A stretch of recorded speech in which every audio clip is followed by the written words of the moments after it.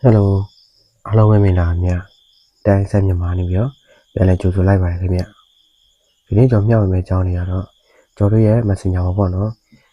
တခြားတယောက်ကနေပြီးစာတွေပို့လာတယ်အဲဒီပို့လာတဲ့စာတွေကိုကျွန်တော်တို့ကနေပြီးတော့ပို့လာတဲ့လူပေါ့နော်ကျွန်တော်မသိအောင်ပေါ့နော်ကျွန်တော်ဘယ်လိုမျိုးဝင်ပြီးကြည့်လို့ရတယ်ဆိုတာပေါ့နော်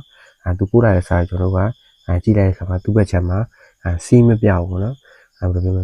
ကိုဝင်ကြည့်တော့သူ့ဘက်ချက်မှာမသိရအောင်ပေါ့နော်အဲ့လိုမျိုးဘယ်လိုမျိုးကြည့်လို့ရလဲဆိုတာကိုကျွန်တော်အနေနဲ့ဒီဗီဒီယိုမှာပြောပြပေးသွားမှာမို့ကျွန်တော်ဗီဒီယိုကိုစုံဒီကြည့်ရှုပေးပါခင်ဗျဒီဗီဒီယိုလေးမစတင်ဘူးပေါ့နော်ကျွန်တော်ဒီမှာဂျပန်region TikTok ခေါက်တွေကိုဈေးနှုန်းသက်သက်သာနဲ့ပေါ့နော်ရောင်းချစိတ်ချစွာလာရောက်ပြီးတော့အကောင့်လာဖွင့်လို့ရပါတယ်ခင်ဗျဆက်သွယ်ရမယ့်ဖုန်းနံပါတ်လေးကတော့ကျွန်တော်ရဲ့ profile မှာကျွန်တော်တင်ပေးထားတယ်ပေါ့နော်အဲ့ဖုန်းနံပါတ်လေးကိုဆက်သွယ်ပြီးတော့အကောင့်လာဖွင့်လို့ရပါတယ်ခင်ဗျကျွန်တော် channel လေးကိုလည်း like and subscribe မလုပ်ရသေးဘူးဆိုလို့ရှိရင်လည်း like and subscribe နဲ့တပ်ပေးဖို့ကျွန်တော်အနေနဲ့တောင်းဆိုပါတယ်ခင်ဗျ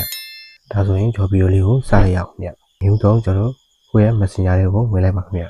ကျွန်တော် Messenger လေးရောက်ပြီဆိုရင်အောက်မှာ menu button လေးရှိတယ်အဲ့ကောင်လေးနှိပ်ပါခင်ဗျ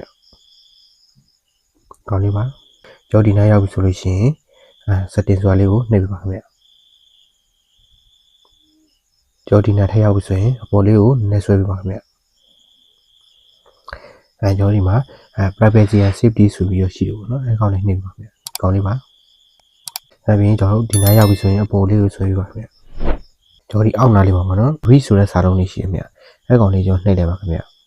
ကျွန်တော်ဒီမှာပေါ့နော်show read ဆိုပြီးဒီမှာပြနေတယ်အဲ့ဒီမှာကျွန်တော်ဖွင့်ထားတယ်ဆိုလို့ရှိရင်ပေါ့နော်အဲ့ကောင်လေးကျွန်တော်ပိတ်လိုက်ပါခင်ဗျအဲကြောင့်ကျွန်တော်ဒီမှာပိတ်ကြည့်မယ်ဒါဆိုရင်ဒီလိုမျိုးပိတ်သွားပြီဆိုလို့ရှိရင်တစ်ဖက်ပို့လာတဲ့စာတွေကိုသူမသိအောင်ပေါ့နော်ပို့လာတယ်လို့မသိအောင်ကိုကြည့်လို့ရပြီလေဖြစ်ပါတယ်ခင်ဗျအားလုံးပဲစင်မိကြမယ်လို့မျှော်လင့်ပါတယ်ခင်ဗျကျွန်တော်ဗီဒီယိုကိုစုံကြည့်ကြည့်ပေးတဲ့အတွက်လည်းအားလုံးကိုကျေးဇူးတင်ပါတယ်ခင်ဗျကျွန်တော် channel လေးကိုလည်း like and subscribe နဲ့တပ်ပေးဖို့ကျွန်တော်အနေနဲ့တောင်းဆိုပါတယ်ခင်ဗျအားလုံးကိုကျေးဇူးတင်ပါတယ်ခင်ဗျကျွန်တော်တို့နောက်ဗီဒီယိုမှာပြန်လည်တွေ့ဆုံပါအောင်မယ်ခင်ဗျ